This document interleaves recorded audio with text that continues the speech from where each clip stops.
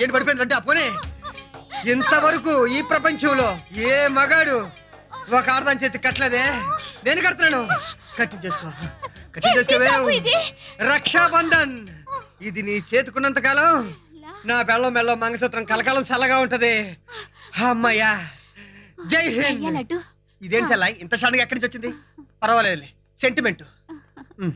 అన్నా చెల్లెలు అని రక్షాబంధన్. దానికి కాదే, ఈ రక్షాబంధనం నీ అనుమానానికి రక్షాబంధన్.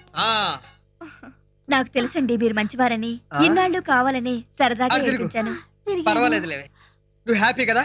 నువ్వు వదిలేస్తే నేను హ్యాపీగా ఉంటాను. ఫరీదా భాబీ. అమ్మయ్యా.